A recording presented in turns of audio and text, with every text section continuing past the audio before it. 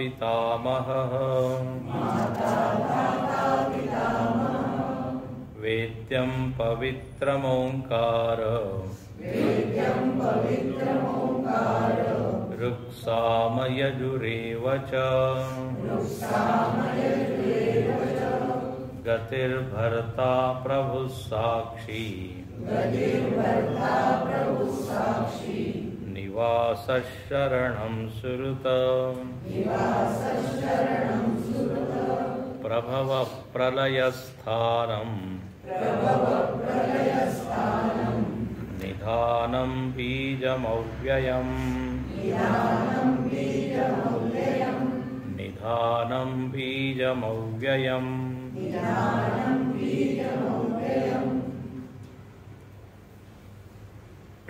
या अध्यायाचं नाव आहे राजविद्या राजगुह्य योग आणि हा शब्द या अध्यायामध्येच आलेला आहे दुसऱ्या श्लोकामध्ये. राजविद्या राजगुह्यम. तर सुरुवातीचे 3 श्लोक जे आहे याच्यामध्ये भगवंतानी या विद्येचं महत्त्व सांगितलं, त्याचा महिमा सांगितला की जर ही विद्या मी प्राप्त केली तर मग मला मोह होणार नाही आणि ही विद्या सगळ्यात काय आहे श्रेष्ठ आहे म्हणून याला राजविद्या म्हटलेलं आहे. कारण की या विद्येमुळेच आपण मुक्त होऊ शकतो. विद्येचे जे लक्षण आहे ते यामध्येच लागू होतं. इतर ज्या विद्या आहेत त्याच्यामध्ये एवढं सामर्थ्य नाही की आपल्याला ती मुक्त करू शकेल म्हणून याला राजविद्या म्हणतात. आणि मग देव म्हणतात की काही लोक या विद्येला प्राप्त करत नाही किंवा त्यांची श्रद्धा नसती तर मग असे लोक संसाराला प्राप्त होतात. मृत्यू संसार गच्छति. मग म्हटलेलं आहे तुम्हाला फक्त उजळणी करून देतोय, विषय कसा पुढे पुढे गेला. त्यानंतर 4थ्या 5व्या श्लोकामध्ये भगवंतानी आपलं स्वरूप सांगितलं की मी कोण आहे. कारण जर ही विद्या माझ्याबद्दल आहे तर त्या विद्येचं काय स्वरूप आहे, त्या विद्येमध्ये काय सांगितलं आहे तर माझ्याबद्दल सांगितलं आहे. भगवंत सुद्धा म्हणतात की मत्स्थानी सर्वभूतानी. जगामध्ये आणि माझ्यामध्ये काय संबंध आहे या संबंधाला म्हणतात अधिष्ठान अध्यस्त संबंध. लक्षात घेतो सगळं काही आरोपित आहे त्या एका परमात्म्यावर. खरं म्हणजे ह्या जगाशी त्याचा काही संबंध नाही. म्हणजे याला म्हणतात संबंधरहित संबंध, रिलेशनलेस रिलेशनशिप. म्हणजे दोरी आणखीन साप. जरा सांगा याचा काही संबंध आहे का? तरी संबंध आहे, नसून सुद्धा संबंध आहे. संबंध असा आहे की दोरी नसेल तर साप दिसणार नाही. तर दोरी आणखीन सापामध्ये संबंध काय झाला? अधिष्ठान अध्यस्त. आणि अधिष्ठान अध्यस्त मध्ये अधिष्ठान सत्य आहे आणि अध्यस्त मिथ्या आहे. आता सत्य आणि मिथ्याचा कधी संबंध होऊ शकतो का? आहे की नाही? तर संबंध नाहीये. पण एका दृष्टीने पाहिलं संबंध आहे. कारण सर्पाची भ्रांती दोरीशिवाय होऊ शकत नाही. त्या दृष्टीने संबंध आहे. पण संबंध म्हटला म्हणजे दोन्ही एकमेकाशी असे जुळलेले असं नाही. जेव्हा त्याच्यावर आपण प्रकाश टाकतो उजेड तेव्हा नाहीसा होतो. म्हणजे काय संबंध जर असता तर झाला नसता. खरोखर जर तिथे संबंध असता तर नाहीसा झाला नसता. तर अशी गंमत आहे. म्हणजे संबंध आहे अधिष्ठान अध्यस्त, पण खरोखर एकमेकाशी काही जुळलेले नाही. त्याचप्रमाणे परमात्मा आणि जग, मी त्यावेळेस सांगितलं होतं की परमात्मा जगाशिवाय राहू शकतो, पण जग परमात्म्याशिवाय राहू नाही शकत. म्हणून देवाने सांगितलं ते न च मत्स्थानी भूतानी पश्यमे योगमैश्वरम. माझं तू ईश्वरीय योग पहा, म्हणजे आश्चर्य आहे पहा. मी जगाशिवाय राहू शकतो, पण माझ्याशिवाय जग नाही. म्हणजे मीच मी आहे खरं, म्हणजे दुसरं काही नाही आहे. जर दुसरं काही दिसत आहे तर ते आभास आहे, आभास. आता जर कोणाला जग वाटत आहे की आभास नाही, सत्य आहे. आता एक खालची पायरी, सत्य आहे. तर मग म्हणे तुम्ही असं समजा की जसं आकाशामध्ये वायू आहे. आता आकाश आणि वायू हे दोन्ही सत्य आहे. आकाश आणि वायू दोरी आणि सापासारखं नाही आहे, कळतंय का? आकाश आणि वायूमध्ये संबंध परत तोच आहे, पण थोडासा फरक आहे. याला आपण म्हणू आश्रय आश्रित संबंध. आकाश आणखी वायूमध्ये आश्रय आश्रित संबंध आहे. त्याचा अर्थ असतो की तिथे दोन्ही सत्य असतात, पण दोरी आणि सापामध्ये अधिष्ठान अध्यस्त संबंध. तर खरं तर तेच आहे, जग परमात्मा अधिष्ठान आहे, त्याच्यावर आभास आहे. पण आता असं जर समजत नाहीये तर म्हणा असं समजा की जगही सत्य आहे, मी सत्य आहे. आणि मग दोघं कसे एकमेकाशी संबंधित आहे तर म्हणे मी त्याला आधार देतो जगाला. तसं आता ही सतरंजी आहे आणि जमीन आहे, तर जमीन आणि सतरंजी दोन्ही व्यावहारिक सत्य आहे. तर एकाला दुसरा काय आधार देत नाही, सपोर्ट करत आहे. तर यथा सर्वगतम वायू, सर्वत्र गो वायू महान आलं होतं, तथा सर्वाणि भूतानि मत्स्थानित्युपधारय. ज्याप्रमाणे आकाश वायूला धारण करतो त्याप्रमाणे मी जगाला धारण करतो. मग पुढचा मुद्दा असा होता की ठीक आहे, हा तर संबंध झाला. आता पुढचा आमचा प्रश्न आहे की हे जग आलं कुठून? एक आहे आधार देणं आणि दुसरं आहे आता जगाचं कारण काय? तर म्हणे माझ्यापासूनच जग आलेलं आहे. आता पुढचे जे श्लोक आहेत त्याच्यामध्ये भगवंतानी स्वतःमध्ये आणि जगामध्ये कार्य कारण संबंध सांगितला आहे. मी कारण आहे, जग कार्य आहे. याप्रमाणे विषय पहा कसा कसा चालतो. आधी अधिष्ठान अध्यस्त, मग आश्रय आश्रित, मग कार्य कारण. माझी एक प्रकृती आहे, त्या प्रकृतीमध्ये संपूर्ण जग विलीन होतं आणि ती प्रकृती माझ्यामध्ये विलीन होते असं सांगितलं. मी आहे, मग प्रकृती आहे आणि मग जग आहे.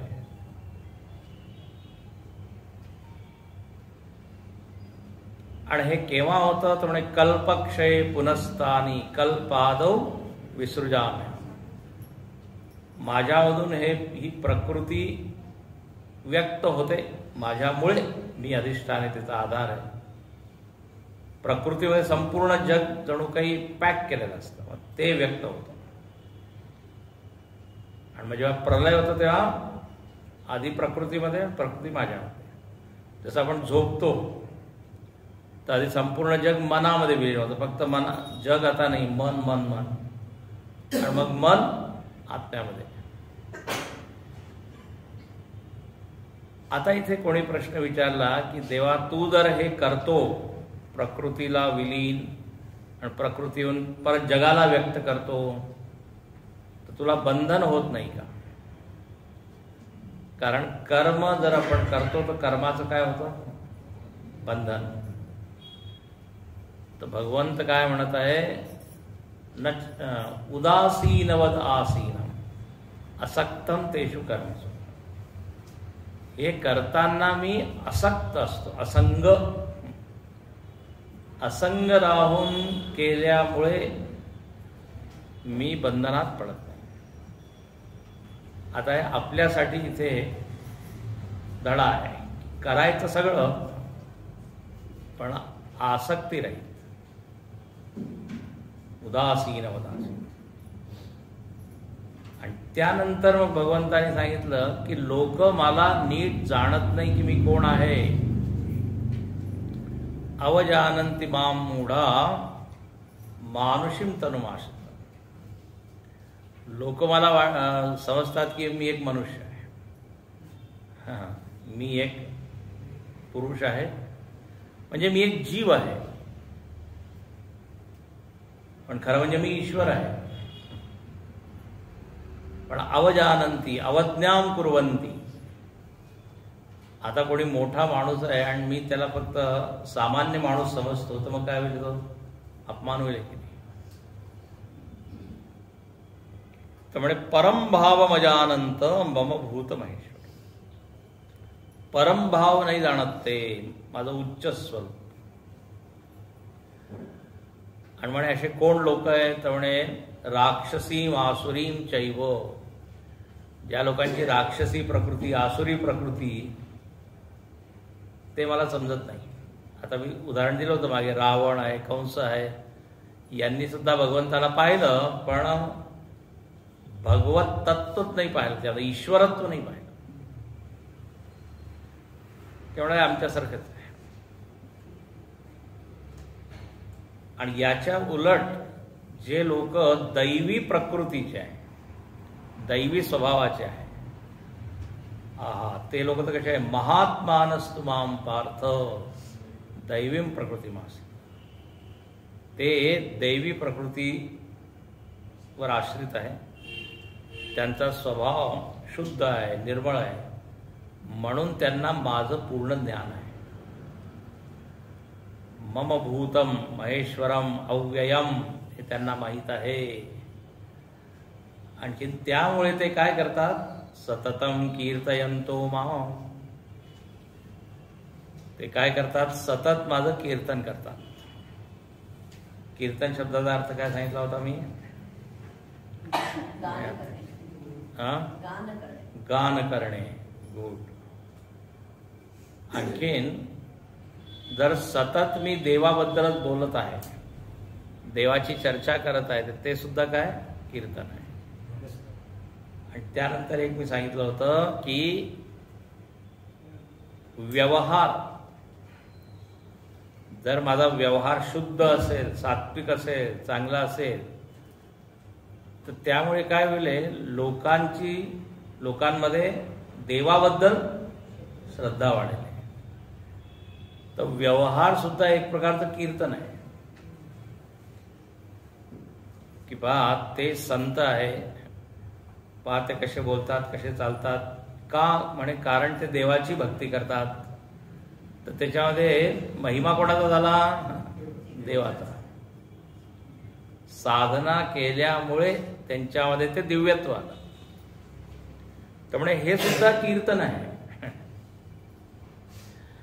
आता जर परदेशामध्ये भारताचा राजदूत गेला, एम्बेसेडर, तर तो कोणाचा प्रतिनिधी असतो, पूर्ण देशाचा. आता तो जे काही करत आहे त्याचा परिणाम काय होईल, अरे भारताचे लोक असे, भारताचे लोकांचा स्वभाव असा. He is representing entire country. तर तो सतत कीर्तन करत आहे की नाही. जर चांगलं, जर देशाबद्दल म्हणजे त्याचा व्यवहार चांगला असेल, तर एक प्रकारे काय देशाचाच महिमा वाटतो. जपानचे लोक याच्यामध्ये खूप पुढे आहे. ते निंदा मुळीच सहन करत नाही देशाची.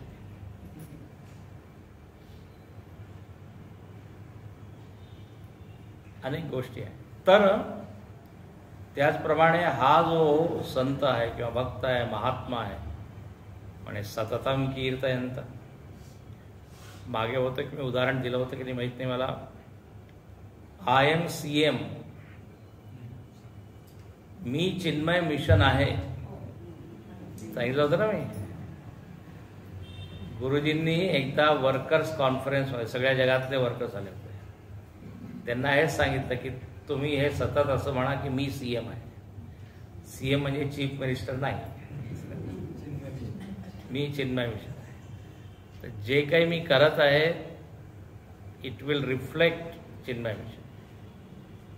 तर सतत कीर्तन तुम्ही कोणाचं करत आहे? चिन्मय मिशन.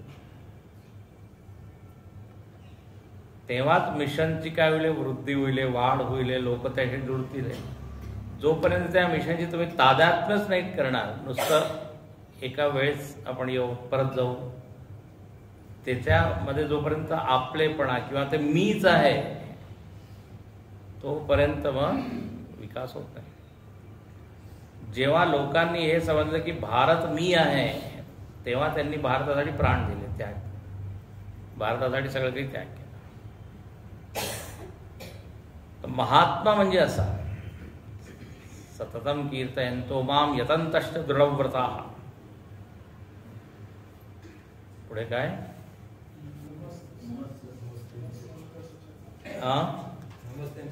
नमस्यन्तश्च माम भक्त्या. सतत मलाच ते नमस्कार करतात. आणि मग देवानी सांगितलं की हे जे महात्मा लोक आहे हे वेगवेगळ्या प्रकारे माझी उपासना करतात, आहे ना. ज्ञानयज्ञेन, एकत्वेन, पृथक्त्वेन. कोणी मला एका रूपात पाहतात, कोणी मला वेगवेगळ्या देवतांमध्ये पाहतात, आणि कोणी संपूर्ण जगामध्ये मला पाहतात. विश्वच मी आहे, असं वेगवेगळं. आणि मग देवाने 3 श्लोकांमध्ये सांगितलं की मीच मी आहे. उदाहरण इथे दिलं की जसं हवन करत आहे तुम्ही स्वप्नामध्ये, लक्षात आहे का तुम्हाला? स्वप्नामध्ये हवन करत आहे. तर आता जाग झाल्यावर मला काय दिसतं की हवन कुंड सुद्धा मीच होतो, तूप सुद्धा मीच होतो, समिधा सुद्धा मीच होतो, यजमानही मीच, गुरुजी सुद्धा मीच, प्रसाद मी, सगळं काही मी, धूर सुद्धा मी. अहम अहम अहम. आणि मग देवाने सांगितलं की जर तुम्हाला सगळीकडे मी नसेल दिसत तर मला पित्याच्या रूपात तुम्ही पहा. पिताहमस्य जगत, माता धाता पितामह. म्हणजे पहा, भगवंत वेगवेगळ्या चॉईसेस देतात. तुम्ही असं नाही तर असं, असं नाही तर, पण काही करून तुम्ही माझ्याशी जुळा, म्हणजे निगडीत व्हा. मीच ओंकार आहे, मी 4 वेद आहे. आणि मग 18व्या श्लोकामध्ये तर भगवंतानी 12 नावं दिले.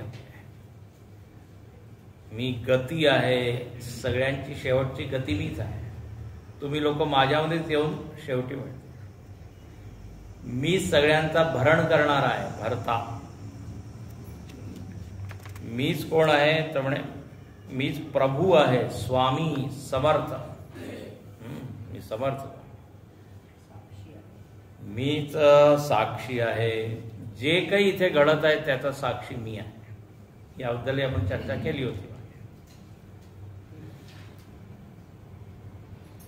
त्यानंतर मीच या जगाचा निवासस्थान. हा विभू, गतिर्भर्ता प्रभू साक्षी निवास शरणम सुहृत. निवासस्थान. जे काही घडत आहे ते माझ्यामध्येच घडत आहे. चांगलं हो वाईट जे काही होत आहे ते माझ्यामध्ये. परत उदाहरण घ्या, स्वप्नामध्ये चांगलं वाईट दोघांचा आधार मीच आहे की नाही? असं थोडी की चांगलं माझ्यामध्ये आणि वाईट करून वेगळे आपण. सगळं काही इथे गुरुदेवांनी छान सांगितलं मी निवासस्थान आहे. सत्यतत्व हे सर्वांचे माहेर घर आहे. प्रत्येक चराचर वस्तूचे. इथे एक उदाहरण दिलं त्यांनी. झाडाचं एक खोड आहे, त्याच्यावर तुम्हाला काय भूत दिसत आहे. आता म्हणजे त्यात वेगवेगळं काही काही दिसत आहे, पण सगळ्याचा आधार तेच आहे ना. रस्त्याच्या बाजूच्या एका निरुपद्रवी खांबावर काही प्रवाशांना दात विचकणारे एक भूत दिसले, तर काहींना हसणारे. आणखी दुसऱ्याला तोंडातून रक्त वाहणारे, चकाकणाऱ्या डोळ्यांचे विवस्त्र व भयानक वाटले, तर काहींनी निरुपद्रवी पांढरे कपडे घातलेले हसून बोलावणारे आणि त्यांना योग्य रस्त्याचे मार्गदर्शन करणारे भूत पाहिले. आता त्या एका याच्यामध्ये तुम्ही विविध आरोप केले, कळतंय का? म्हणजे या समाजामध्ये चांगले लोक आहे, वाईट लोक आहे, सगळं काही आहे. घटना चांगल्या वाईट सगळ्या होत आहे. एकच आधार आहे.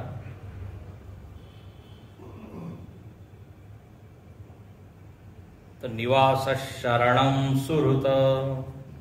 शरणम, मी शरण आहे. शरण देण्यास मी तयार आहे. देव म्हणतात सगळ्या मंदिरामध्ये मी उभा आहे, पण येत नाही. येतात पण आपली इच्छा ठेवतात आणि निघून जातात. मला कोणीच मागत नाही की देवा मला तू पाहिजे. देवाकडून आपण काही काही मागत नाही, पण मी मला स्वतःला देऊ शकतो असं देव म्हणत आहे. शरणम सर्वधर्मान् परित्यज्य मामेकं शरणं. शरणम सुहृत. सुहृत आहे ना. सुहृत म्हणजे काय सांगितलं होतं? दुसऱ्याला मदत करणारा, अपेक्षा न करता, निरपेक्ष. आणि याचं चांगलं उदाहरण म्हणजे प्रकृती, निसर्ग. निसर्ग काही अपेक्षा न ठेवता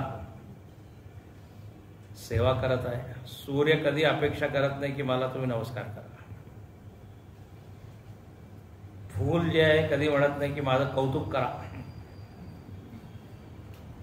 ते आपलं उमलतं, सुगंध देतो, आणि ज्या हाताने आपण तोडतो त्या हाताला सुद्धा. म्हणजे पहा, निरपेक्ष. ज्या कुल्हाडीने आपण त्या चंदनाचं झाड तोडतो त्या कुल्हाडीला सुद्धा चंदन सुगंध. तर याप्रमाणे भगवंताचं, जे भगवंताची निंदा करत आहे, भगवंत त्याची सुद्धा काय क्षमाच करतात त्याला. याचं भलं हो. निवास शरणम सुहृत. प्रभव प्रलय स्थानम निधानम बीजमव्ययम. भगवंतच प्रभव आहे, तिथूनच सगळं काही आलेलं आहे, तिथेच प्रलय होणार आहे. असे वेगवेगळे शब्द देऊन भगवंतानी आपलं व्यापक रूप सांगितलंय की मी फक्त एक मनुष्य देवाऱ्यामध्ये बसणार आहे. मूर्ती नाही, देवामध्ये विग्रह. आणि पहा आता 19व्या श्लोकात. तपाम्यहमहं वर्षं निगृह्णाम्युत्सृजामि च अमृतं चैव मृत्युश्च सदसच्चाहमर्जुन. तपाम्यहमहं वर्षं निगृह्णाम्युत्सृजामि च.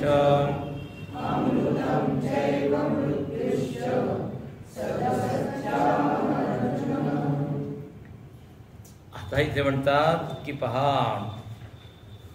तुम्हाला सूर्याचं दर्शन होतं म्हणे. हो, तर म्हणे सूर्याच्या रूपात सुद्धा मीच आहे. आपण काय म्हणतो? सूर्यनारायण, सूर्यदेव. तर म्हणे मीच काय आहे, सूर्याच्या रूपात स्वतःला काय करतो? तापतो, आणखीन उष्णता देतो. तपामी अहम वर्षम. मी उष्णता देतो, आणखीन निगृह्णामी उत्सृजामी च. मीच काय करतो, पाऊस उत्पन्न करतो, म्हणजे पाणी घेतो आणि माझ्यामुळेच पाऊस पडतो. आता ही प्रक्रिया सतत चालू आहे. आता इथे सूर्याचा महिमा सांगितला आहे. जर सूर्य नसेल तर इथे काहीच आपलं जीवन आपण जगू शकत नाही. आपल्याला वाटतं मी हे करत आहे, मी ते करत आहे, पण सूर्याने एक दिवस जर सुट्टी घेतली, सगळ्यांची सुट्टी होईल.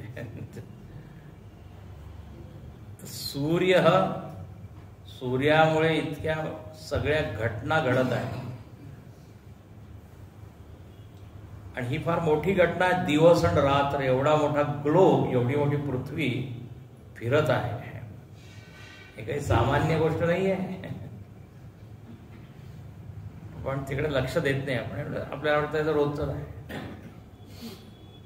पण एक छोटीशी गोष्ट फिरवायसाठी किती प्रयत्न केला. एवढं मोठा हजारो किलोमीटरची. आणखीन मग सूर्य त्याच्यावर प्रकाश टाकतो. आणखीन मग काय होतं, त्यामुळे समुद्र आहे, नद्या आहेत, त्याचं पाण्याचं शोषण. आणखीन मग आधीच काय म्हणतात, निगृह्णामी, आणि मग उत्सृजामी, मी आधी घेतो आणि मग सोडतो. आता पहा, सूर्यामुळेच या वायूचा तापक्रम है ना कमी जास्त होतो, आणि त्याच्यामुळे वायू वाहतो.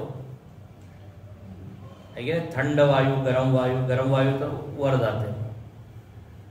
अच्छा, वायूमुळेच काय, जे ढग आहे मग ते इकडे तिकडे जातात, पसरतात, येतात, आणि मग एकत्र झाल्यावर मग पाऊस पडतो. आता हे सगळं कशामुळे सुरू आहे, सूर्यामुळे. आता असं आहे की आपल्याला सूर्य कारण दिसतो, हे सगळं जे घडत आहे सूर्य, पण ते सूर्याच्या पलीकडे कोणी हे सिस्टम बनवलंय ते माहित नाहीये. देव म्हणतो तो मी आहे. म्हणजे मशीन काम करत आहे हे आपल्याला माहिती. या मशिनीमुळे हे पंखा आहे, मशीन आहे, पण पंखा कोणी बनवला आहे याचं ज्ञान नाही आहे. फार कमी लोकांना माहिती.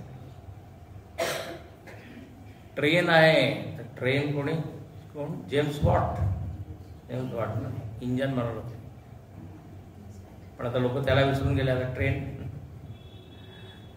तर हे जगामध्ये सगळं काही चालू आहे, पण कोणामुळे, अहम, मी सूर्य होऊन हे काम करत आहे. आणि एक तुम्हाला मी उदाहरण आधी दिलं असेल. सूर्य जेव्हा या पाण्याचं शोषण करतो तेव्हा समुद्राला किंवा नद्यांना कष्ट होत नाही, आणि कोणी पाहत सुद्धा नाही की सूर्य ते पाणी घेत आहे. वाष्पीकरणाची जी प्रक्रिया सुरू आहे, वाष्पीकरण म्हणतात वाष्पीभवन, ते तर कोणी पाहत नाही. पण जेव्हा ते पाणी वर एकत्र होतं, गोळा होतं, आणि मग जेव्हा पाऊस पडतो तेव्हा सगळ्यांना दिसतं.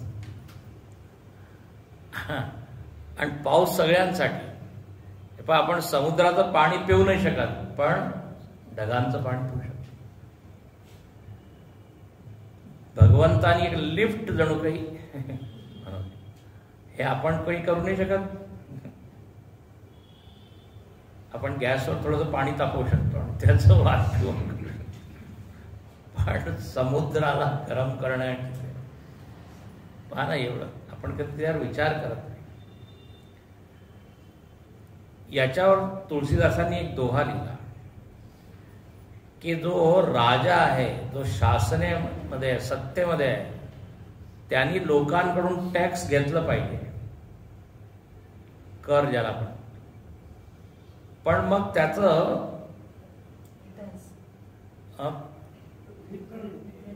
रिटर्न म्हणजे परत कसं करायचं, तर म्हणजे त्याचा लाभ सगळ्यांना झाला पाहिजे.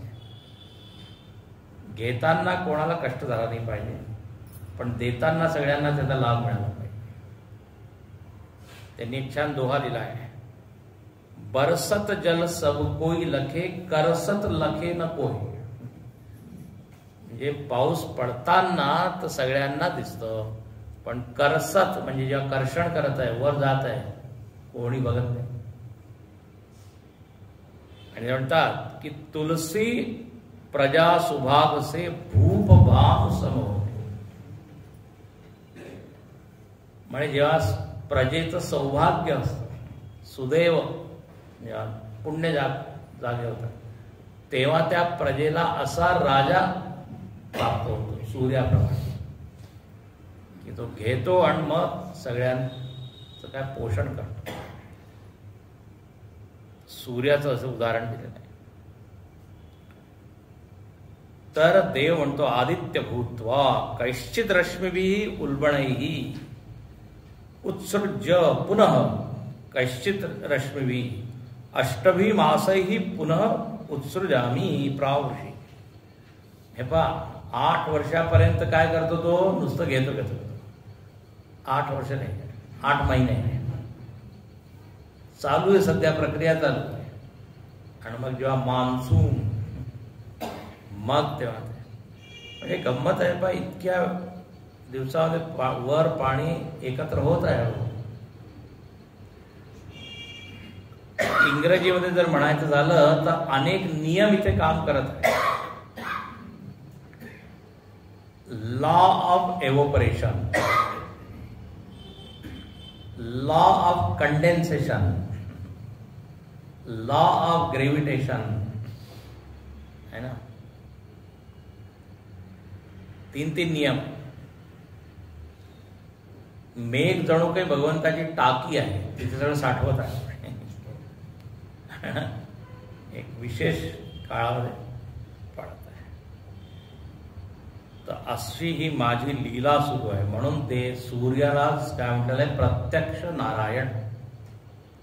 जर तुम्हाला देव कुठे पाहायचं आहे तर सूर्याकडे. सूर्याला काय देतो, अर्घ्य देतो. नमस्कार प्रियो भानू, देवाला सूर्याला नमस्कार आवडतो. जेव्हा संध्या करतात त्या संध्येमध्ये आहे की नाही, अगमर्षण आहे, अर्घ्य आहे, गायत्रीची उपासना आहे. जसं सूर्यामध्ये तेज आहे तशी बुद्धी माझ्या बुद्धीमध्ये तेज होऊ दे असं ती प्रार्थना आहे. तर सूर्य रूपात मी आहे. मग अमृतम चैव मृत्युश्च, म्हणे मी अमृत आहे. हा म्हणे हे तर आम्हाला माहिती आहे, पण लगेच देव काय म्हणे, मृत्यू सुद्धा मीच आहे. आता 2 विरोधी शब्द आहे, अमृतम चैव मृत्यू. ते शंकराचार्य म्हणतात अमृतम चैव देवानाम, देव लोक जे अमृत पितात म्हणे ते मीच आहे. आणखी मृत्यू सुद्धा मीच आहे. मृत्यू कोण, मर्त्यानाम, मृत्यूच्या रूपात मी आहे. यमराज सुद्धा कोण आहे म्हणे मीच आहे. इथे पहा, जीवन देणाराही मी आहे, जीवन घेणाराही मी आहे. आणि मृत्यूची गरज आहे की नाही. जर मृत्यू होणारच नाही तर मग सफाई पाहिजे ना, स्वच्छता. आता मागच्या सगळ्या पिढीचे जर लोक आपल्या घरी असतील, 10-12 पिढीचं, मग राहणं कसं, आपल्याला बाहेरच राहावं लागेल, इतकी गर्दी होईल. हे बरं आहे. कोई आया है कोई जाएगा, सब चला चली का खेला है. हाँ, कोई चला गया कोई जाएगा, कोई गठरी बांधे खड़ा है. सब चला चली का खेला है, असं कबीरदास. कोणी गेलं आहे, कोणी क्यू मध्ये उभं आहे, रांगेमध्ये. मृत्यू रूपात आहे. आता इथे फार छान असं म्हणजे सांगत आहे देव की तुम्ही मृत्यूवरून घाबरू नका. मृत्यू रूपात मीच आहे, त्याचं आलिंगन करा. अशा किती तुम्ही जर पळ काढला तरी मी तर येईलच, मृत्यू तर कुठे, म्हणून स्वागत करा त्याचं. मी तुम्हाला सांगितलं होतं ना, एक साप होता, त्या सापाने म्हणजे महात्म्याने त्या सापाला पाहिलं, म्हणजे आता हा मला दंश करेल की मी मरेल. पण त्याने त्या सापामध्ये सुद्धा देवाला पाहिलं. अनाथ हो के नाथ भले बने हो लंबक नाथ, देख मौत का रूप धरे धरे हो मैं न डरूंगा तुमसे आज. तुम्ही जरा वेगळ्या रूपात आहात, मी घाबरणार नाही. याच्यासाठी फार शक्ती बळ पाहिजे, साधना पाहिजे, सोपं नाही. पण मृत्यूच्या रूपात सुद्धा मीच आहे. आता जर सगळं काही तूच आहे तर मग मृत्यू सुद्धा असं थोडी म्हणू मृत्यू कोणी वेगळा आहे. मग जर मृत्यू कोणी वेगळा आहे, मग तो देवाचा कॉम्पिटिटर होईल, प्रतिस्पर्धी. सगळं काही मीच आहे, एकच आहे, तर मग सगळं म्हणजे सगळं. आता स्वप्नामध्ये जर कोणी मला शत्रू मारत आहे, तो शत्रू सुद्धा मीच आहे की नाही? मारणारा मीच आहे. विविध रूपामध्ये मी आहे. जसं ते असतं की नाही, एक पात्री प्रयोग. हा एक पात्री प्रयोग सुरू आहे देवाचा. वेगवेगळे रूप घेऊन एकच आहे. ना जाने किस वेश में मिल जाए भगवान, अमृतम चैव मृत्युश्च. आणि शेवटी म्हणतात सद असच्चाहम अर्जुन. हे अर्जुन, सदही मी आहे आणि असतही मी आहे. सत असत दोन्ही मी आहे. आणि हे कसं काय देव? सत तर आम्ही तुम्हाला सत रूपातच मानतो. सद आहे, सत आहे, सच्चित आनंद. सत म्हणजे आपण काय म्हणतो, अस्ति, किंवा सत म्हणजे चांगला, सज्जन, सन्भाव, सत्कर्म. पण लक्षात ठेवा, इथे सत असतचा अर्थ वेगळा आहे. इथे सत असत म्हणजे जो अर्थ आपण घेतो तो अर्थ नाहीये. शंकराचार्य येतात, म्हणतात सद असत म्हणजे कार्य कारण. असत म्हणजे कारण आणि सत म्हणजे कार्य. हे लक्षात ठेवा. कार्य कारणे वासत. अच्छा, कारण सूक्ष्म असतं. कारण सूक्ष्म असतं. कारण आपल्याला दिसत नाही, म्हणून कारणाला असत म्हटलेलं आहे. असत म्हणजे सूक्ष्म. इथे या श्लोकामध्ये असत म्हणजे जे अस्ति अस्ति रूपाने दिसत नाही आपल्याला. आता खुर्ची आहे, टेबल आहे, त्याला आपण सत म्हणू. जे स्थूल स्थूल आहे ते सत. जे कार्य आहे, इफेक्ट आहे, म्हणजे जिथून आलंय ते कारण आहे, त्याला असत म्हणू. आणि असा हा शब्द उपनिषदामध्ये सुद्धा आलेला आहे. असत्वा इदमग्र आसीत असं आलेलं आहे. असत होतं आधी. आता असत होतं तर कसं काय तिथून जग होईल? असं म्हणजे असत म्हणजे शून्य. तर तिथे असत म्हणजे सूक्ष्म, अव्यक्त. म्हणून काय, शब्द जरी एक असले तरी प्रसंगानुसार, संदर्भानुसार अव्याकृत, अव्यक्त, सूक्ष्म, असत. तर असत आणि मग सत. आता सूक्ष्मही मी आहे, स्थूलही मी आहे. तसं तर मातीपासून जर घट निर्मिती झाली, तर जेव्हा माती नव्हती म्हणजे घट नव्हतं तेव्हाही मीच होतो, म्हणजे मातीच होतं. घट झाली तेव्हा माती म्हणेल मीच कारण आहे आणि मीच कार्य आहे. याप्रमाणे देवाची इच्छा अशी आहे की तुम्ही मला एका रूपामध्ये, एका आकारामध्ये बांधू नका, जरा सगळ्या दृष्टीने.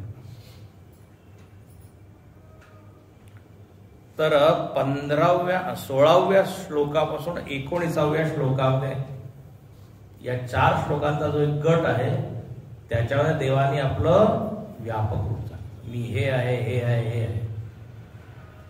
आणि महात्मा लोक हे जाणतात, म्हणून त्यांना फक्त एक रूप किंवा एक आकार एवढंच नको, म्हणजे सगळ्या रूपात रूप आहे. चराचर झाडांमध्ये सुद्धा तुझा आहे, पाण्या नद्यांमध्ये सुद्धा आहे, समुद्र देवता समुद्रामध्ये, पशु पक्षी सगळ्यांमध्ये. आता हे पाहतात, आधी राक्षसी प्रकृतीचे जे लोक आहेत त्यांचं वर्णन झालं, मग महात्म्या लोकांचं झालं, दैवी प्रकृती. आता एक तिसरी पातळी. आता पुढचे जे 3 श्लोक आहे, 2 श्लोक, या 2 श्लोकांमध्ये अशा लोकांचं वर्णन आहे जे धार्मिक आहे, जे कर्मकांडी आहे. ठीक आहे, ज्यांना वैदिक कर्मामध्ये श्रद्धा आहे, यज्ञ, हवन, पूजा. हे महात्मा नाही आहे, लक्षात ठेवा. एका देवाला सगळ्यांमध्ये हे पाहत नाही. तर आता या लोकांचं वर्णन आहे का? त्रैविद्या मां सोमपा पूत पापा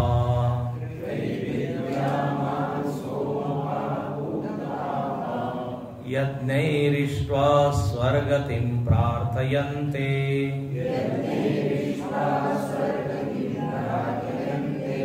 ते पुण्यमासाद्य सुरेन्द्रलोकम् अश्नन्ति दिव्यान् दिवि देव भोगान्. पुढचा श्लोक. ते त्वं भुक्त्वा स्वर्गलोकं विशालम् क्षीणे पुण्ये मर्त्यलोकं विशन्ति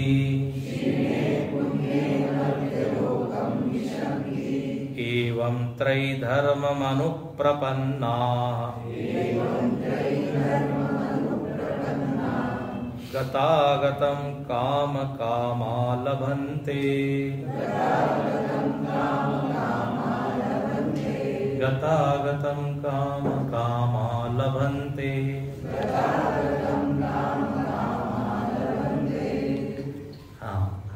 लक्षात हे 2 श्लोक आहेत. इथे कोणाचं वर्णन आहे तर म्हणे काम कामा. आत्ता जे आपण पाहिलं काम कामा, काम कामा म्हणजे एक कामाचा अर्थ आहे भोग आणि दुसऱ्या कामचा अर्थ आहे कामना, म्हणजे भोगांची कामना करणारा भोगी. ज्याच्यामध्ये अनेक कामना आहे, म्हणजे पहा हा निष्काम नाही आहे, हा भक्त नाही आहे, उपासक नाही आहे. सामान्य माणूस कसा असतो? कामकामी. कामान कामयन्ते, त्याच्यामध्ये अनेक इच्छा असतात आणि त्या इच्छेच्या पूर्तीसाठी तो वेगवेगळे कर्म करतो. पण आता इथे काय, सामान्य कर्म नाही करत ते लोक, धार्मिक कर्म, वैदिक कर्म. आता बघा, इच्छा जर असेल ना तर समाजामध्ये याच्या खालचे सुद्धा लोक आहेत जे अधर्म करून इच्छा पूर्ण करतात. एक श्लोक आहे, कामातुराणाम भयम न लज्जा. म्हणजे आमची आता इच्छा आहे खूप पैसा मिळो, बाय हुक और बाय क्रूक. मराठीमध्ये आहे काय? बाय हुक और बाय क्रूक. कसंही. अच्छा, याला मराठी म्हणतात.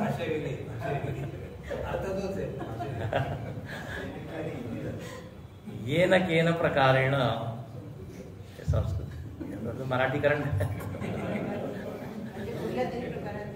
कुठल्याही प्रकारे चला असं बाय हुक. तर आमची इच्छा आम्हाला पूर्ण करायची. आता त्यासाठी नियम तोडू, कायदे तोडू, हिंसा करू, काही करू, ते सगळ्यात खालची बात. त्याच्यावरची वैदिक म्हणजे धर्माप्रमाणे जे कर्म आहे ते करू. म्हणून शंकराचार्य म्हणतात वैदिकम कर्म, वैदिकम कर्म. आणि हे वैदिक कर्म कुठे दिलेले आहे? त्यामुळे त्रैविद्या. त्रैविद्या म्हणजे 3 वेद, ऋक् यजु सामविदः, त्रैविद्याचा हा अर्थ आहे. 3 वेदांचा म्हणजे 4 वेदांचा त्यांनी अभ्यास केलेला आहे. आणि तुम्हाला अनेक वेळा सांगितलेलं आहे, वेदांमध्ये एक भाग काय, कर्मकांडांचा भाग आहे. त्यात कर्म आहे, उपासना आहे, ज्ञान आहे, सगळं वेदांमध्ये. तर म्हणे ते कर्मकांडाचा भाग त्याचा अभ्यास करतात. आणखीन त्रैविद्या माम, माझीच ती काय उपासना करतात किंवा पूजा करतात यज्ञाच्या द्वारे. आणि त्या माम शब्दाचा अर्थ लक्षात ठेवा, एक अधिष्ठान चैतन्य तो नाही. ते आधी आपण पाहिलं, महात्मा लोक जे एकाला पाहतात. इथे माम म्हणजे शंकराचार्य म्हणतात वस्वादी देवरूपिणम, इंद्र, चंद्र, सूर्य, वरुण, वसु. आता तुम्ही कर्मकांड पाहिलं असेल, त्याच्यामध्ये या सगळी देवता असतात की नाही. देवता इंद्राय स्वाहा, वरुणाय स्वाहा. एक तुम्हाला सांगतो, पूर्व मीमांसा दर्शन जो आहे, कर्मकांड ज्याच्यामध्ये आहे, ते लोक देवतांना मानतात पण एक देवाला नाही मानतात, वेगवेगळी देवता मानतात. आणि ते म्हणतात त्या मंत्रामध्ये देवता लपलेली आहे. त्या मंत्राच्या उच्चारणाने देव प्रसन्न होतात, वेगवेगळी देवता, आणि ते कृपा करतात. इतके विभाग आहे ना, तत्वज्ञान वेगवेगळे आहे. एका देवाला नाही मानत. कर्ममीमांसा निरीश्वरवादी आहे, अनेक देववादी आहे. अनेक देवता आहे पण एक देव आहे असं नाही. तर इथे काय म्हणतात, ते मलाच, आता मीच त्या वेगवेगळ्या देवतांमध्ये आहे की नाही. तर म्हणे माझीच जणू काही ती काय मलाच प्रसन्न करत आहे. त्रैविद्या मांसो. आणि आता ते कर्मकांड करत आहे, तर कर्मकांडाचे जेवढे नियम आहेत त्याचं ते पालन करत आहे. हे पहा, यज्ञ याग जेव्हा आपण करतो तेव्हा ते गुरुजी लोक काय म्हणतात, तुम्हाला आंघोळ करून यावं लागेल, अनेक नियम असतात, उपवास करावा लागेल. अनेक लोक काय, जे लोक आळशी आहे ना, ते म्हणतात कर्मकांड वगैरे काही नाही, आम्ही आध्यात्मिक आहोत, कर्मकांड. I am spiritual, not ritualistic. Ritual हे तर पाखंड आहे. ब्राह्मण लोकांनी पैसा कमवण्यासाठी हे सगळे सांगितले. ही पूजा करा, ती पूजा करा, हे हवन, तो हवन. त्यांना करायचं नाही म्हणून आपलं ते आध्यात्मिक आहे. म्हणजे मग फ्री आहे ना, मी मुक्त आहे, मी काहीच तर करू शकतो. आपल्या आळसाला ते असं एक कवर देतात. कर्मकांड फार मोठा, 80,000 रुच्या कर्मकांडाच्या आहे वेदांमध्ये. फालतू व्यर्थ नाही आहे. खूप चिंतन मनन केल्यावर अर्थ केलं नाही. पण म्हणे आम्हाला ते फळ तर दिसतच नाही, आम्ही हे यज्ञ केलं, ते यज्ञ केलं. आता त्याच्यामध्ये त्या यज्ञाचा दोष नाही, करणाऱ्याचा दोष आहे. मंत्र उच्चारण कसे होत आहे, ती सामग्री आहे, द्रव्य आहे, त्याचं कसं काय, ते सगळे नियम तुम्ही पाळत आहात की नाही, ते सगळं झाल्यावर मग त्याचं फळ मिळतं. आता लौकिक जगामध्ये सुद्धा आपण पाहतो, सगळे जेव्हा नियम पाळतात तेव्हा त्यांना ते फळ मिळतं की नाही. फॅक्टरीमध्ये जर काही बनवायचं आहे प्रोडक्ट, तर अगदी बारीक बारीक बारीक गोष्टी त्या लक्षात ठेवाव्या लागतात, तेव्हा ते काही बनवू शकतात, तेव्हा ते फळ येतं. नाही, इथे काय चलत आहे, कसंही आपण करत आहे, मग अपेक्षा आहे की फळ मिळेल असं नाही. तर सगळे नियम पाळत आहे. आणि ते काय म्हणत आहे, सोमपा, त्रैविद्यामाम सोमपा पूतपापा. पहा, ते पवित्र झालेले आहे, शुचिर्भूत म्हणजे पवित्र झालेले. पूतपापा, त्यांचे पाप नष्ट झालेले आहे, त्यांची राहणी चांगली आहे. जे वैदिक कर्मकांडी चांगले गुरुजी असतात त्यांचं पहा, त्यांच्या चेहऱ्यावर तेज असतं, त्यांच्या वाणीमध्ये तेज, त्यांच्या मंत्रामध्ये प्रभाव, तर असे असतात.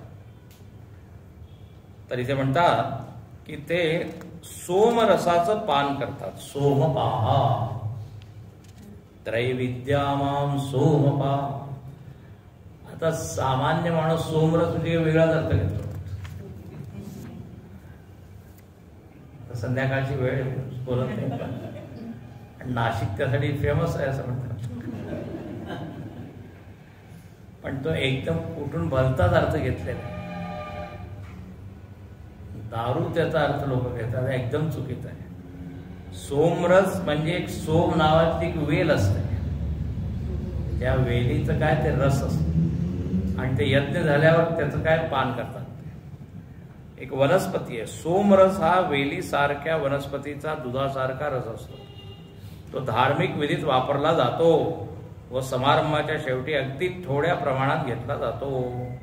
म्हणजे सोमरस प्राशन करणे या वाक्यांशाचा अर्थ धार्मिक विधीची कृती संपवायची वेळी असा समजायचा. कळतंय ना? म्हणजे सोमरस घेतलं म्हणजे ते पूर्ण सोमपाहा. आता कधी पाहायला पाहिजे, विचारायला पाहिजे. इथे भरपूर आहे ना गुरुजी लोक, नाशिकमध्ये तर बरेच सोमयागामध्ये असतो का? मी अच्छा, सोमपा. सोमम पिबती इथे सोमपा. आता आपण काय असतो, चहा पा, दूध पा, ज्यूस पा,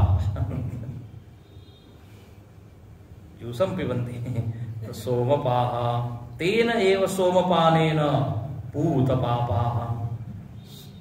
आता इथे सोमपा या शब्दाने तुम्ही सगळे नियम घेऊन, जेवढे नियम, व्रत, उपास, तापास जे काही ते करायची गरज आहे त्या विशिष्ट यज्ञामध्ये ते करतात. आणि त्याच्यामुळेच काय होतं, पूतपापा, शुद्ध किल्विषाः,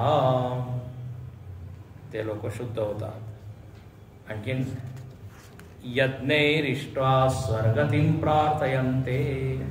यज्ञ करतात ते, म्हणजे हे सगळं अंडरस्टूड आहे. यज्ञाच्या आधी ते सगळं करतात, नियम वगैरे, आणि मग शेवटी सोमरस. यज्ञैरिष्ट्वा, इष्ट्वा म्हणजे पूजयित्वा, पूजा करून. पूजा करून काय होतं तर म्हणे मग स्वर्गतिं प्रार्थयन्ते, स्वर्गामध्ये जाण्याची इच्छा करतात. म्हणजे या यज्ञाच्या द्वारे आम्हाला काय मिळू द्या तर म्हणे स्वर्ग, स्वर्गतिं प्रार्थयन्ते. आता स्वर्ग म्हणजे काय, इथल्यापेक्षा जास्त शोभन परिस्थिती, सुंदर परिस्थिती, सुखद परिस्थिती. आता अनेक वेळा स्वर्गाची चर्चा झालेली आहे. स्वर्गामध्ये स्वर्गे लोकेन भयम किंचन अस्ति. आता जे लोक कठोपनिषद ऐकतात त्याच्यामध्ये झालेलं आहे, अरे ना, न तत्र जरया विभेती. स्वर्गामध्ये भीती नाहीये मरण्याची, वृद्ध होण्याची, रोगाची. स्वर्ग म्हणजे सगळं चांगलं. लोकांनी एक फार छान परिभाषा दिली, म्हणे या जगामध्ये स्वर्ग आणखी नरक आहे. इंटरेस्टिंग आहे. स्वर्ग म्हणजे काय तर ते म्हणाले की जर तुमच्याकडे अमेरिकन सॅलरी असेल, पगार अमेरिकन, आणि घर ब्रिटिश हाऊस. इंग्रज लोकांचे घर कसे मोठे मोठे असतात, British house. Chinese food, Chinese जेवण, आणखी भारतीय पत्नी, पळून नाही जाणार तर म्हणे हे स्वर्ग आहे. American salary, British house, Chinese food, Indian wife. आणि नरक काय तर म्हणे इंडियन पगार, भारतीय पगार. आणि चायनीज हाऊस लोकांचं चायना छोटे छोटे ठेवतात. आणि ब्रिटिश फूड नुसतं बटर अँड ब्रेड खा. ते नुसतं तेच आपल्याला शिकवून गेले आता. ब्रिटिश आणि अमेरिकन वाईफ केव्हाही पळून जाईल ती. तर हे नरक आहे. तर जी आपण कल्पना करतो सुखाची, हेच आहे ना अमेरिकन काय पगार चांगला जाड फॅट काय म्हणतात चेक डॉलर मध्ये का म्हणतात. तर कोणता इथे स्वर्ग आहे म्हणून अमेरिकेला तो स्वर्ग म्हणतात. हो, त्या अमेरिकेत गेलो तिथे ते म्हणाले की म्हणजे भारत आणि अमेरिका, त्यामुळे अमेरिका इज बोरिंग हेवन. काय बोरिंग हेवन आणि इंडिया इज एक्साइटिंग नरक. इथे खूप म्हणजे घडामोडी चालू असतं भारतामध्ये. तिथे सगळेजण शांत सगळं असतं, सगळे आपल्या नियमाप्रमाणे चालू आहे. काही याचं रुटीन अगदी असतं. काही इथे क्षणोक्षणी एक्साइटिंग काहीतरी ब्रेकिंग न्यूज असते. हे झालं ते झालं. स्वर्ग आणखीन आधुनिक परिभाषा. तर स्वर्गतिं प्रार्थयन्ते ते पुण्यमासाद्य सुरेंद्र लोकम. ते असे जे कर्मकांडी वैदिक लोक आहे, पुण्यम आसाद्य पुण्याला प्राप्त करून. आता यज्ञ पुण्य करणार, पुण्यम आसाद्य सुरेंद्र लोकम. ते सुरेंद्र लोकामध्ये जातात, जिथे इंद्र राहतो. त्या इंद्राच्या लोकामध्ये जाऊन अश्नंती दिव्यान दिविदेव भोगान. अश्नंती, अश्नंती म्हणजे भुंजते, भोग करतात, एन्जॉय करतात. कशाचं? दिविदेव भोगान. असे भोग आहे जे अप्राकृत इथे म्हटलेलं. अप्राकृत म्हणजे या पृथ्वीच्या पाठीवर जे भोग नाही आहे. इथलचे प्राकृत म्हणतात, पण ते काय दिव्य. तिथे सगळे काही दिव्य आहे, खाणं पिणं राहणं. तर अशा त्या सुरेंद्र लोकामध्ये जाऊन ते आनंद घेतात. यज्ञाचा परिणाम असा झाला. अच्छा, आता म्हणे तिथे किती दिवस राहतात? आता हे पुढे आपण उद्या पाहू. तेतम भुक्त्वा स्वर्गलोकम विशालम. म्हणजे खूप दिवस, विशाल म्हणजे भरपूर दिवस. पण तिथे ते परमनंट म्हणजे नेहमीसाठी कायमचे राहत नाही. तिथून ते पडतात, खाली येतात. म्हणजे काय? अनित्य भोग आहे. खूप आहे, चांगले चांगले आहे, पण ते शेवटी अंत होतो त्याचा. क्षीणे पुण्ये मर्त्य लोकम विशती प्रसिद्ध ओळ आहे.